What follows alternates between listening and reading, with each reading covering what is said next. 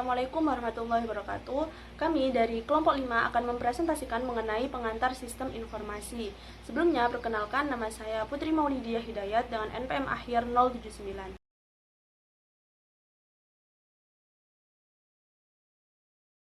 Nah, yang pertama kita akan membahas mengenai sejarah sistem informasi.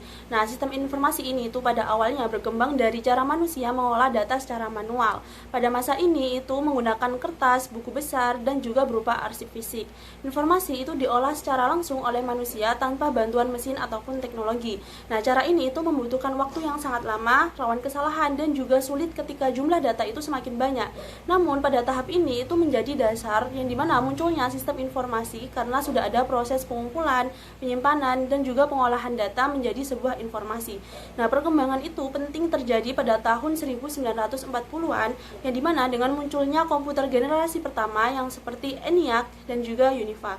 Nah, ENIAC ini itu digunakan untuk perhitungan matematis yang dimana berskala besar, sedangkan kalau UNIVAC itu mulai digunakan secara komersial untuk mengolah data sensus dan juga administrasi. Nah, pada masa ini komputer itu mulai dimanfaatkan untuk membantu sebuah pekerjaan pengolahan data yang sebelumnya dilakukan secara manual.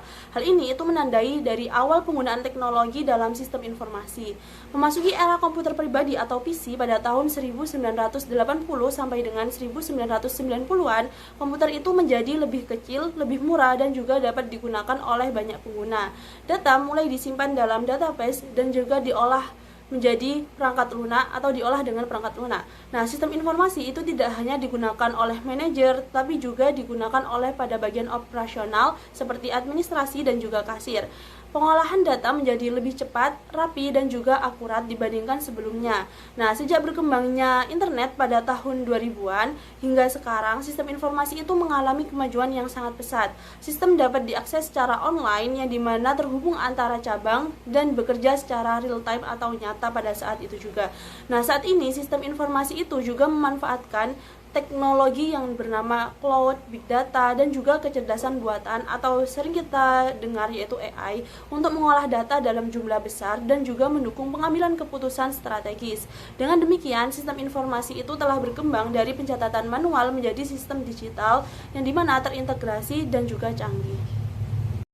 Selanjutnya kita akan membahas mengenai hukum Murray. Nah, apa sih hukum Murray itu? Hukum Murray adalah sebuah pengamatan yang dikemukakan oleh Jordan Murray yang dimana menyatakan bahwa jumlah transistor dalam sebuah chip komputer akan berlipat ganda, yang dimana kira-kira setiap 18 bulan sekali.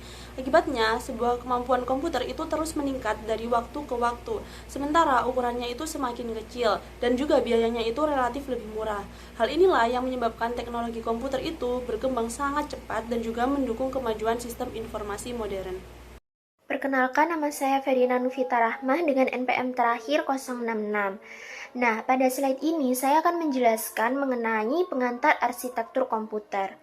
Nah, pada dasarnya komputer itu terdiri dari 3 komponen utama, yaitu yang pertama ada perangkat keras, lalu yang kedua ada sistem operasi, dan juga perangkat lunak aplikasi. Yang dimana ini tuh bekerja secara terintegrasi supaya komputer itu dapat berfungsi dengan baik. Nah, inti utama dari sebuah komputer itu disebut sebagai prosesor karena prosesor ini memiliki tugas untuk mengelola seluruh proses pengelolaan data. Nah, prosesor menjalankan fungsi input, output, penyimpanan, serta operasi pengolahan data. Nah, kemudian ada juga CPU atau Central Processing Unit, yang dimana CPU ini berperan sebagai pusat kendali komputer. CPU mengatur dan juga mengkoordinasikan kerja seluruh komponen sehingga sistem dapat berjalan dengan terstruktur. Nah, kemudian ada juga RAM atau Random Access Memory, yang dimana memori sementara yang digunakan CPU sebagai tempat kerja yang saat menjalankan programnya. Nah, data di RAM ini hanya tersimpan selama komputer itu menyala. Lalu kemudian yang terakhir ada media penyimpanan permanen seperti CD-ROM, USB flash drive, dan juga hard disk, yang dimana ini itu berfungsi untuk menyimpan data secara jangka panjang sehingga tetap tersimpan meskipun komputer itu dimatikan. Nah, jadi arsitektur komputer itu menunjukkan bagaimana setiap komponen itu saling bekerja sama untuk memproses dan juga menyimpan informasi. Nah, lalu yang selanjutnya ada pengantar arsitektur komunikasi komputer. Nah, komunikasi antar komputer itu dilakukan melalui jaringan yang awalnya banyak menggunakan standar jaringan telepon untuk memungkinkan pertukaran data antar perangkat. Nah, salah satu perangkat penting dalam komunikasi adalah modem, yang dimana modem ini berfungsi untuk mengubah sinyal digital menjadi sinyal analog dan sebaliknya, supaya data itu dapat dikirim melalui jaringan telepon. Namun, komunikasi data yang tidak melalui jaringan telepon publik biasanya memiliki kecepatan transfer yang lebih tinggi karena jalurnya lebih langsung dan juga stabil. Nah, komputer saat ini tuh dapat berkomunikasi melalui berbagai jenis jaringan, baik jaringan kabel maupun jaringan nirkabel, seperti contohnya itu WiFi. Nah, dengan perkembangan zaman dan juga pengembangan teknologi, jaringan nirkabel ini muncul juga tantangan dalam keamanan data. Oleh karena itu, salah satu solusi yang digunakan untuk melindungi jaringan adalah firewall, yang dimana firewall ini berfungsi untuk mengontrol dan juga membatasi akses-akses yang tidak sah. Kenalkan, saya Nanda Milia Febrianti dengan NPM akhir 219. Nah, di sini saya akan menjelaskan mengenai evolusi di bidang aplikasi komputer. Jadi di sini tuh aplikasi komputer ini mengalami beberapa evolusi. Yang pertama melalui sistem pemrosesan transaksi. Di sini dia itu mengolah data operasional harian seperti gaji, persediaan, dan juga penagihan. Kemudian mengubah data tersebut atau mengubah data mentah tersebut menjadi sebuah informasi dasar. Nah, kemudian setelah sistem pemrosesan transaksi, selanjutnya ada sistem informasi manajemen. Di sini dia menghasilkan laporan secara berkala dan laporan khusus atau ad hoc. Nah, kemudian setelah itu dia menyediakan informasi untuk perencanaan dan pengendalian. Nah, yang ketiga ada sistem kantor virtual. Jadi di sini itu mendukung komunikasi digital seperti email, konferensi, dan lain-lain. Dan kemudian ini juga memungkinkan kinerja info lebih fleksibel dan juga tanpa batas lokasi. Nah, evolusi selanjutnya yaitu ada sistem pendukung keputusan, yang dimana ini membantu untuk menyelesaikan masalah spesifik, kemudian menggunakan model analisis, simulasi, dan juga database. Nah, yang terakhir ada sistem perencanaan sumber daya perusahaan atau ERP system atau Enterprise Research Planning System, di mana dia ini mengintegrasikan seluruh sistem perusahaan dan mengelola sumber daya secara terpadu dan secara menyeluruh. Kemudian di sini ada sebenarnya siapa sih pengguna sistem informasi. Jadi perkembangan penggunanya itu awalnya digunakan hanya oleh staf admin atau staf akuntansi, tapi seiring berkembangnya sistem seiring berkembangnya sistem informasi manajemen, maka fokusnya tuh beralih dari data ke sebuah informasi. Jadi sistem dikembangkan untuk mendukung pemecahan masalah, bukan cuman menghasilkan sebuah data saja. Nah, jadi siapa yang menggunakan? Yang menggunakan itu sekarang tuh digunakan oleh para manajer, staf profesional maupun non-manajer.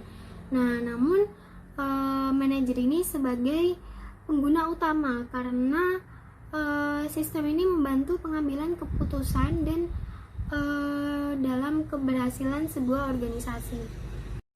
Oke, yang selanjutnya yaitu manajer sebagai pengguna sistem informasi.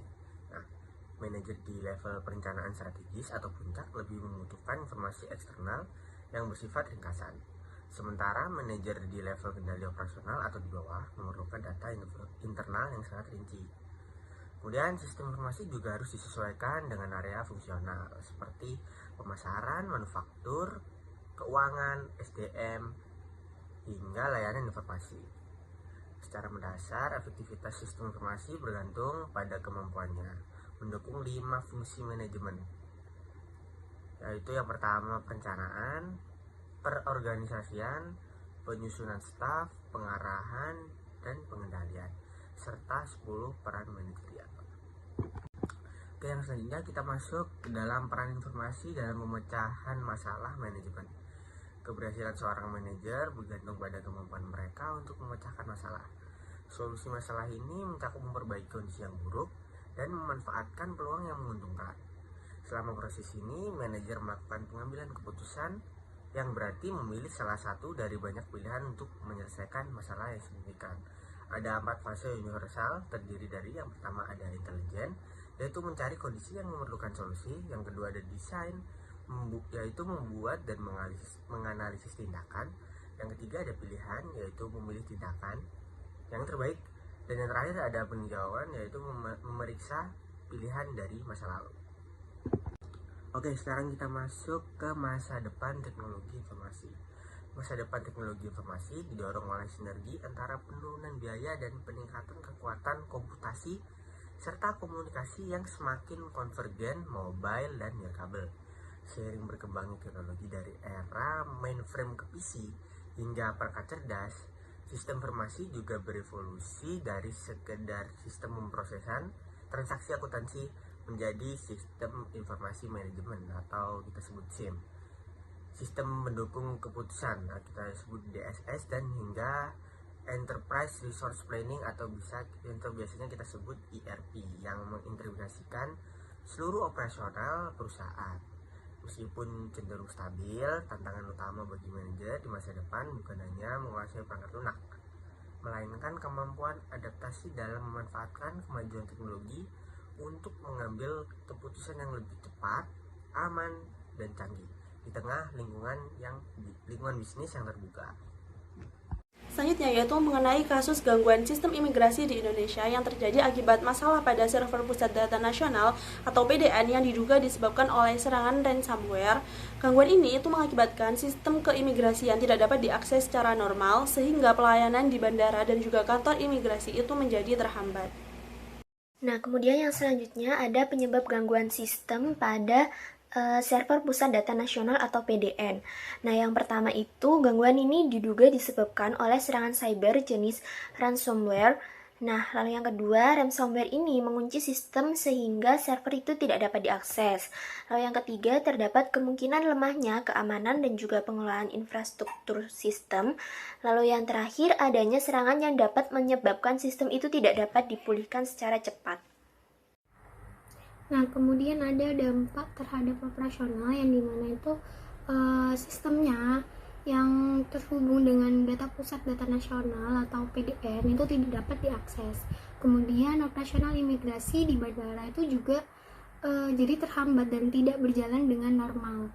Dan selanjutnya proses administrasi menjadi terlambat dan tidak berjalan normal. Kemudian resiko gangguan meluas ke instansi lain yang bergantung pada PDN. Dan selanjutnya jika akibat serangan cyber maka ini berpotensi menimbulkan gangguan sistem yang lebih kompleks serta resiko kebocoran data. Selanjutnya ada dampak terhadap pelayanan itu sendiri. Yang pertama, pelayanan keimigrasian menjadi lebih lambat dari biasanya. Kemudian terjadi antrian dan keterlambatan dalam proses pelayanan. Kemudian layanan publik lain yang menggunakan infrastruktur yang sama ini berpotensi terdampak juga. Dan yang keempat, menurunnya kualitas pelayanan kepada masyarakat. Yang kelima, yaitu berpotensi menurunkan kepercayaan publik terhadap sistem layanan digital pemerintah. Oke, dan yang terakhir di studi kasus saya akan menjelaskan tindakan dan kesiapan manajemen apa sih yang harus dilakukan. Nah, tindakan dan kesiapan manajemen yang dinilai kurang optimal karena membutuhkan waktu yang lama. Maka dari itu, pakar menekankan bahwa pengelola PDN seharusnya segera memberikan penjelasan transparan mengenai penyebab gangguan, baik itu serangan ransomware maupun masalah teknis, serta melakukan evaluasi menyeluruh terhadap infrastruktur PDN sementara yang digunakan. Untuk kesiapan manajemennya sendiri, setiap instansi pemerintah dituntut untuk tidak bergantung sepenuhnya pada pusat data nasional dan harus memiliki protokol keamanan mandiri agar layanan publik seperti sistem imigrasi tidak lumpuh total saat terjadi gangguan pada server pusat.